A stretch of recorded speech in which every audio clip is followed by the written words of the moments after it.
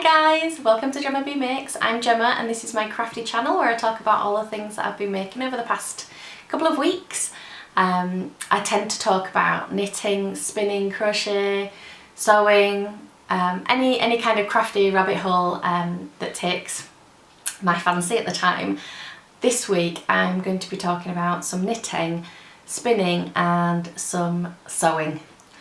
I have been doing quite a bit actually over the past couple of weeks, mainly because the Friday before the school holidays, so we've had a week of school holidays and they just went back to school yesterday. Today is Tuesday the 2nd of November when I'm filming this, and yeah, the Friday before the school holidays I took a bit of a tumble and I sprained my ankle. And I really haven't been able to do much other than sit and knit, which was a good thing really, because it was my mum's birthday on Halloween and I had a jumper to finish. So if you guys were here for the last episode, you'll have seen how much I had to do. It was quite a lot. But I managed to get it finished, yay! So, but like the absolute professional podcaster that I am, I took absolutely no videos, no photographs, no finished object, anything, because I finished it the day before. So yeah, so I had to send my mum a little message today and just like, can you film yourself prancing around in your jumper for me? So she sent me this cute little video. How cute is my little mum prancing around in her jumper?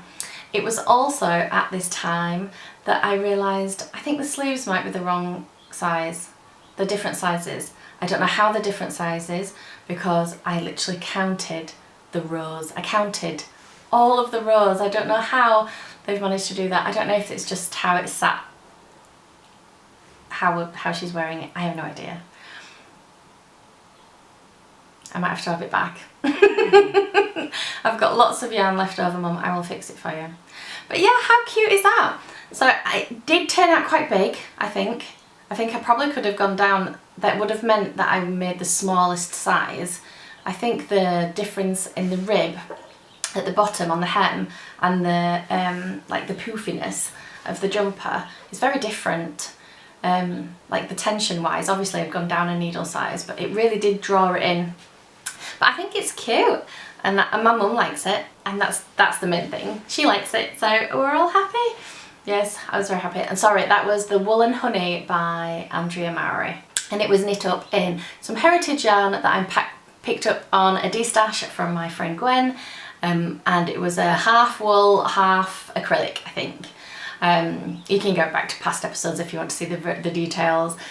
But it was, yeah, that was a really, really fun knit. I do kind of want one for myself. It is very, very nice. I like it a lot. The stitches were much easier than anticipated, and actually once you'd kind of cut off for the sleeves it was just knits and purls in the entire way around. So yeah, lots and lots of fun. Now that that's finished, I actually get to work on some projects that I'm really excited about, knitting for myself. I only have 2 projects that I've been working on at the minute, and they have just a tiny bit of progress each, simply because I just spent an entire 2 weeks finishing that jumper. I'm glad that I did, and I'm glad that I managed to get it done for her birthday. But I'm going to show you what I've been working on for myself. So, sorry, there's lots of glare on my glasses and I can't do anything about it. It's annoying me. Sorry, so in my own handmade bag, I have the Elton by Joji Locatelli. There is not much progress since the last time I showed you guys. Oh gosh, wow, how have I put this away? Oh, quite well actually. So, that's the front. It's a cardigan and it is mohair striped with a fingering weight yarn. The fingering weight yarn is hand dyed by me in this navy blue, and the mohair is Northshire Yarns and it's in the colourway Dean. So I've got quite a bit now. Once I'd cut off for the arms, I've done a few stripes. I think I've done about 5 or 6 since you guys last saw this. I wasn't going to show But last night I found, where have I put them? I can see a little one there. So I dropped a stitch right up here, and then I found I did another one here. So I really kind of wanted a little bit of advice really. So let's see if I can do a little close-up. Can you see that I've managed to catch the stitch? So it's not gonna go anywhere else. So I've managed to catch it and I've got it there. I think my plan is I'm just gonna get a little bit of mohair and just catch it through and sew in the end at the back and try and do it kind of invisibly. So you can't see anything, but I'm really annoyed at myself. So I think that is the perils of working with the mohair and watching TV while you knit. Not really paying attention. Because it's knits and pearls, I find that I can usually do that while watching TV and everything's fine, but because it's such a fine yarn, I've dropped some, so I scoured the whole thing last night and made sure that there is only 2. So yeah, quite annoyed at myself. But yeah, it's easily fixable. But if there's a way to do it and anybody knows about it, please will you tell me in the comments?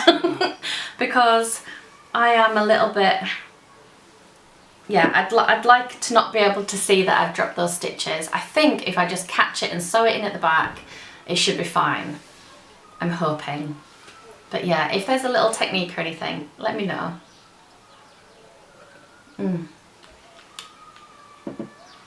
So what else have I been knitting? So I've enjoyed working on these. So again, in one of my handmade bags, my little bee bag, my little bee, I have managed to finish, oh, what have I done here? Messing around last night. No, it's not completely finished, but I've completed the whole leg and toe of the Waiting for Henry sock. I keep covering my mouth. I'm very sorry if anybody needs me not to do that. Sorry. So this is the Waiting for Henry sock by Tabitha Gandee. It is knit up in some Ainsley and Prynne. I think that's what it's called. Let's have a little look. Yes, oh sorry, Ainsworth and Prynne, and it is one of their sock sets. It doesn't have a colourway name. I picked it up at Yarndale this year, but it is the most lovely foxy browny chestnutty loveliness. This is, I think I could probably say that this is probably one of my favourite colours. I don't know if you knew that about me. I like brown. Shut up, Helen.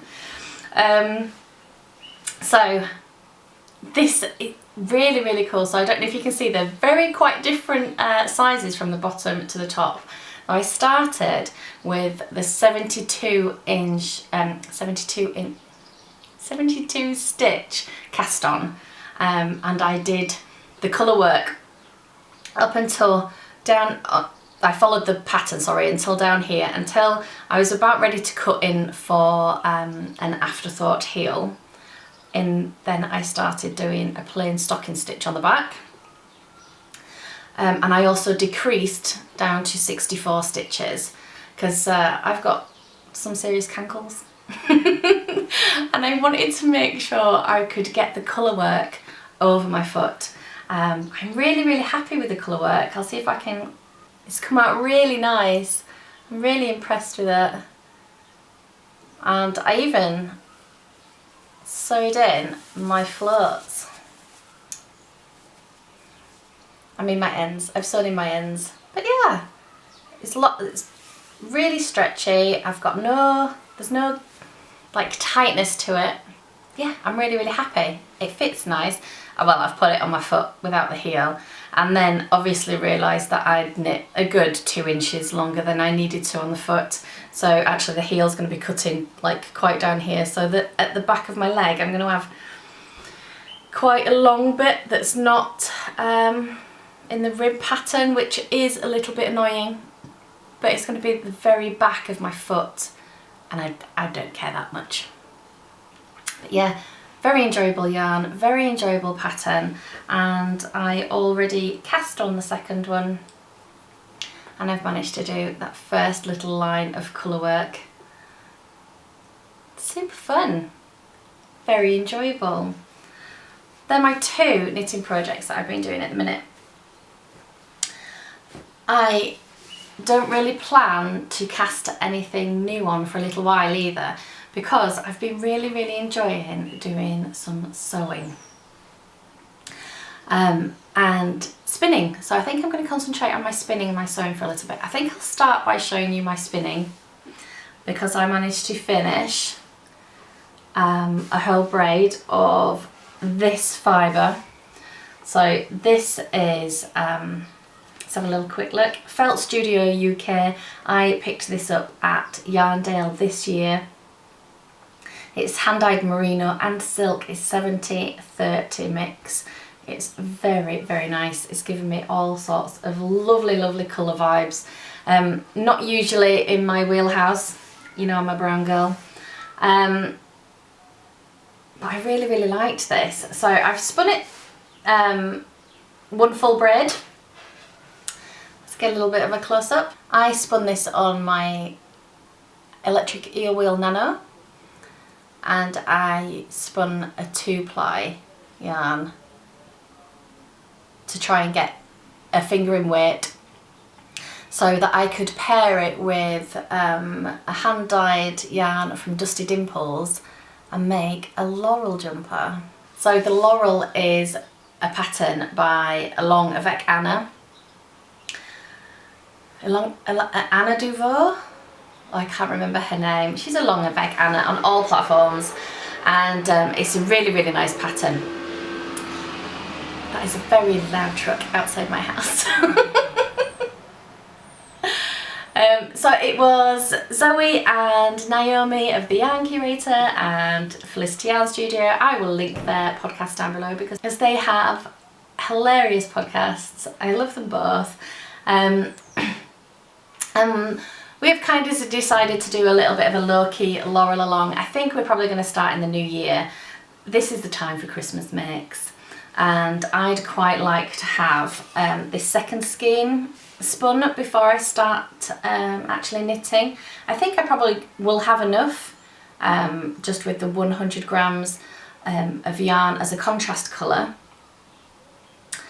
However, I think this one's got some darker purples that I'd quite like to see come out more.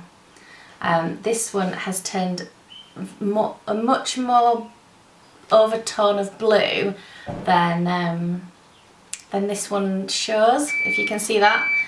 So there is parts of it, there is parts that all got the purple, but just not quite as many as I'd like. That's very loud. We'll let the Amazon Prime dude back up.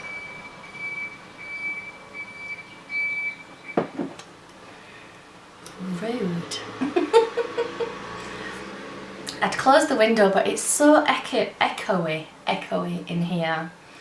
I am enjoying my new space, but guys, it needs more, doesn't it?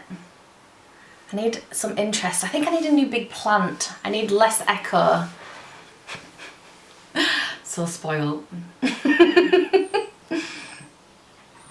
But yes, I think I'll spin this one before I start my Laurel. So girls, shall we say in the new year, Laurel along? Would anybody else like to join us? It's the cutest jumper. So yes, that's been my spinning.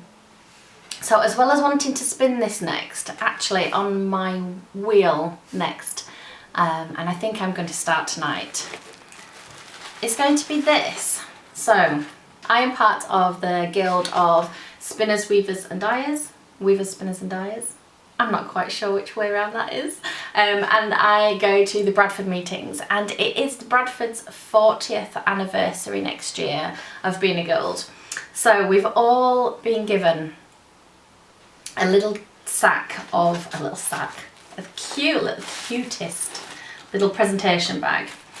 In it we have 50 grams of mulberry silk. I'm going to undo this. So look at how lush and shiny and beautiful this is, along with 100 grams of Corriedale in this really nice, beautiful ruby colour. It's the ruby anniversary, and the plan is to do whatever it is that you want to do with your fibre. I think there was yarn available as well, so people got yarn, and we are to make something that will be displayed in the museum, in Bradford Industrial Museum, which is where we meet on a monthly basis. And I think the deadline is April, so we have to, I think the exhibition is going to be getting put around May, June time, so everything's got to be done for April. I have no idea what to do. I know I'm going to spin my yarn, so I could just give a finished skein if that's what we wanted to do. It just needs to show our work. I don't know if I want to spin the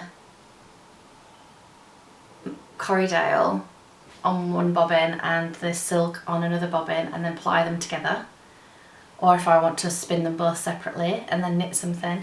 So when I think of rubies, all that comes to my mind is jewels and crowns, and so my plan, so I thought I could spin it and then knit a crown or a sceptre or some sort of jewellery. And I thought maybe I could spin the Corriedale and make the crown, and then I could spin the silk and then make the jewels, knit them. That would give it a little bit of a...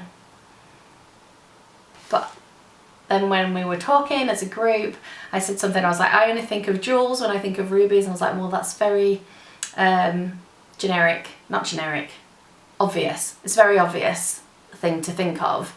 And I just, guys, what I need is some ideas. What can I make that's going to go into the museum as an exhibition as something, as a 40-year, oh, I can't think. I can't think at all. I can't get away from a crown. I think I'm just going to make a crown. I think so. That's my plan. That's my next couple, yeah. That's gonna be my next project. That's gonna be my next spinning. I'm gonna wait to do this one, and I'm going to spin this next. It's very nice. This Corriedale is actually the same. The guild bought it from the same place that I bought my Corriedale that I spun for my stripy sweater. What did I do? Stripes by Andrea Mowry. So I spun Corriedale and a knit jumper in it, so it's actually the same stuff, so I know it's really nice to spin. However, I've never ever spun 100% silk before. I'm very much looking forward to it. So soft. So soft. Yes. And it came, oh sorry, oh that's us. Can you see that? Yeah, this is a gift to celebrate the Bradford Guild of Weavers, Spinners and Dyers Ruby Anniversary. Yeah, very cute. So that's all my spinning. I've also been getting very excited about thinking about custom fabrics. So I mentioned last week that my friend Beth is learning to use Procreate to do some designs, to make fabric designs, and she's been coming up with some absolutely amazing little Halloweeny versions at the minute. She's learning how to do it, and she's loving getting all her little characters and having a play around. So I thought while she's learning how to do that, I would have a little go and see about making some different bag designs. So yesterday I spent a full day. Really nice actually. So the kids we've been on holiday for a whole week, and it was the kids' first day back at school yesterday, and it was my first day off, and it was very enjoyable. I spent the whole day playing with my material in my sewing machine, and I followed a little YouTube tutorial by, I will write it here because I cannot remember, but this lady's YouTube videos are brilliant, and she puts out like 2 or 3 a week, just free tutorials of how to sew little pouches and bags and things like that. So this was really fun. I enjoyed sewing along with this one. And I made this cute little bag. So it was just out of all the scraps that I had downstairs. I literally, it's quite a cute little wearable muslin, but it's got some serious mistakes.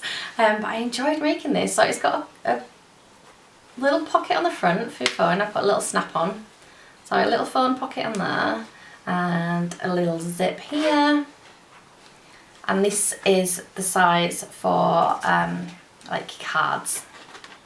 So it's like perfect size for that one. And then it's all lined inside and then lined and taped as well. So that was like a couple of new little techniques I hadn't tried before. And it's an over the strap, like an over, like that kind of length strap. The strap that I've used, it was some really old like webbing, like the really strong webbing that I had for when I first made a baby carrier years ago when James was, well, when James was a baby. So it's really ugly, it looks like a seatbelt, but it was what I had at the time. But that was a really, really fun bag. I enjoyed making that, and I think I might take this kind of design and just develop it a little bit more, make it a little bit bigger, and I think I might put some inside pockets and things in like that. But that was a super free design. I really enjoyed doing that as well. And like I said, I literally put a YouTube tutorial on at the beginning of the day, and at the end of the day, I had a bag. It was cute. Very, very enjoyable. Did I say enjoyable enough? But yeah, I'm really looking forward to getting some custom fabrics. I'm really struggling, well not struggling, but narrowing down what I'd like to make with these custom fabrics, because we're going to be talking with Beth.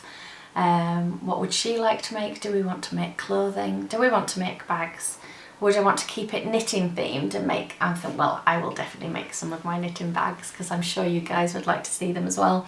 But yeah, I'm going to change it up a little bit. I'm really enjoying, well, is it research and development? I'm really enjoying just having a little think and having a play around with what I can do. So over the next couple of weeks, my plans, it is now November, it's getting very close to Christmas.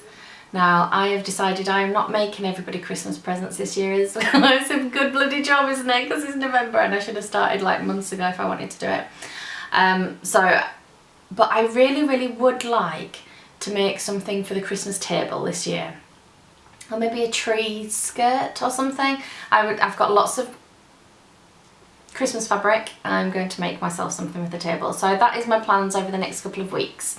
So hopefully when you see me next time, I will have some sewing to show you of the quilting variety. I'm going to have a little turn and see what I can do.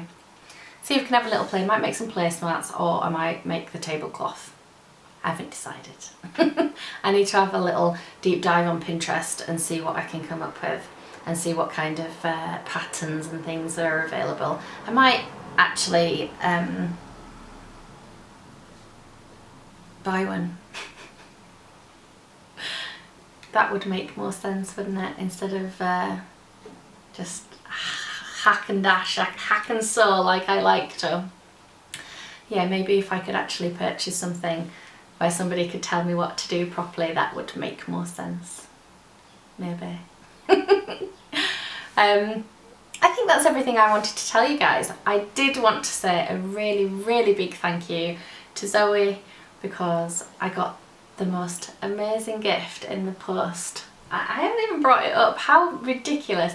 So we did a little swap a while back, me and Zoe's just arrived and she gifted me a whole advent calendar and yarn and pins and Cheez-Its and moon pies because apparently they're the best. And to be fair, the moon pie was pretty delicious. I've only had one. There's been a secret hint to microwave it, so I've been saving it so me and David and the boys can share. But yeah, a whole advent calendar. Zoe, you are a crazy woman. Thank you so much. It looks stunning. It's all been inspired by Georgia O'Keeffe. The artist who actually I studied a lot in A-level art when I was much younger and at school. We did a project on her, so it's really, really nice. Thank you so much. I can't, yeah. Friendships like that are the reason I started doing this podcast. I really, really appreciate you all, and thank you so much for spending some time with me today. I've really enjoyed what I've been sharing with you. Chat to me in the comments. I love having a little get together in the comments, and do all the things, thumbs up and subscribe and watch an ad for me if you can. It really, really does help the algorithm, and I just want more friends. So thanks everybody, and I'll catch you all next time, eh? It's been fun. I'll see you all next time. See you later. Bye.